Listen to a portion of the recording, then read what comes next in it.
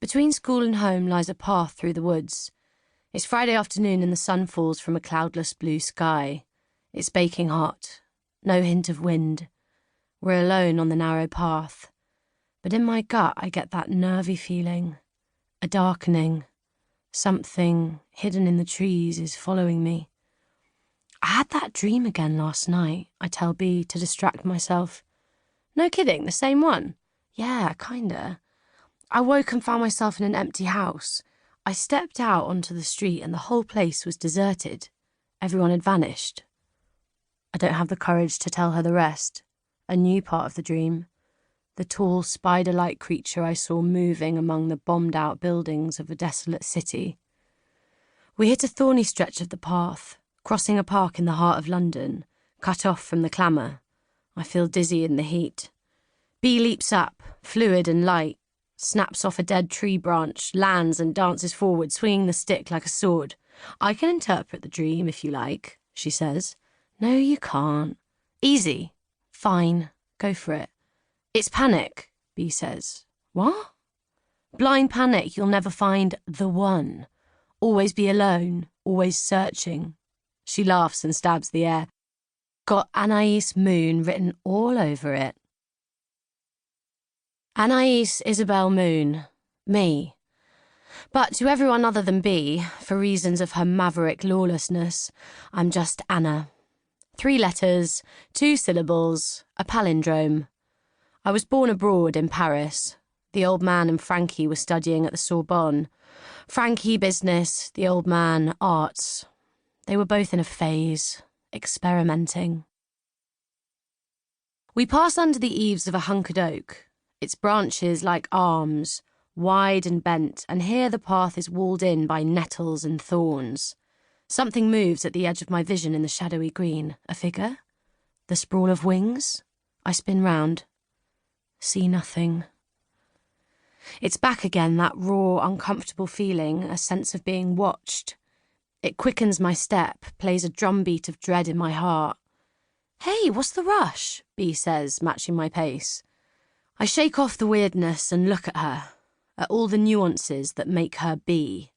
The tiny dot on her nose where the ring gets replaced.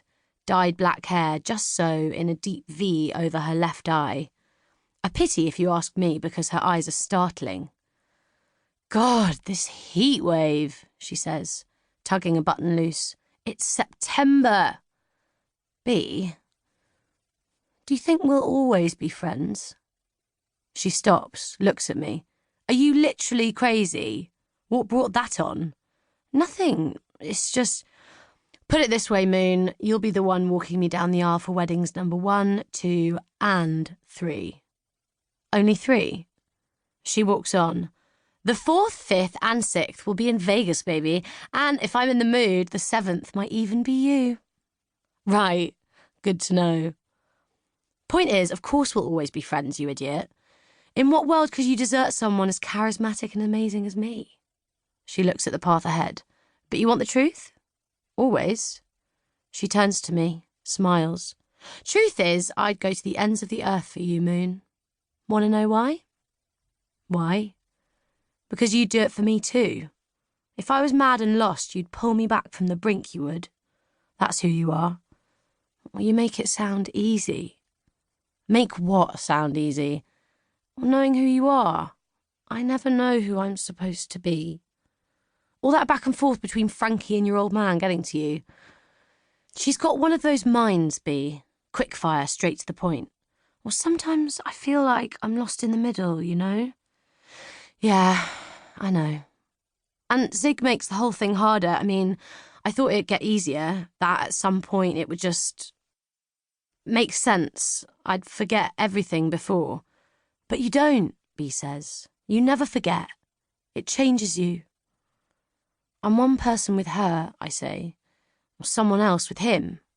B looks away. Shadows filigree her skin. Eventually she nods, and I can't tell she's agreeing with me or just acknowledging my point of view until she says, hey, at least you get the option. And the air punches out of me. I'm sorry, B.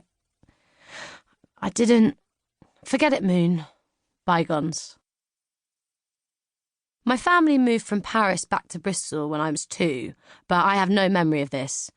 The idea was to give me English schooling, which Frankie considered a vital academic stepping stone to an autonomous life. The old man thought it was a load of crap. Then, when Bristol's work opportunities dried up, we moved to London. The marriage dissolved a year later, but it was rotten and badly formed from the start, obviously. The old man living in the closet, that didn't help. Plus Frankie's affairs. I was 10. My world had been perfect. The River Severn, the smallness of Bristol, trips to Wales and Cornwall. When I was thrown into the big smoke, I sank. Until Bea arrived. She moved down to London from Northumberland and was full of edges and stubbornness, and we looked at each other on the first day in class and we clicked. Then her father died. As quick as a sentence, he was gone. Afterwards came the disbelief. Then the struggle to make sense of it, and while B and Mrs. G argue about most things, they agreed when it came to the sudden loss of Avi Gold. He had deserted them. Their way of making sense of it, blaming him, I didn't judge. B and I bonded over hurt and books and film, anything to sweep away reality. We conspired against all things messed up, corrupt and wrong in the world. We were outsiders, on the outside of every side. We were best friends.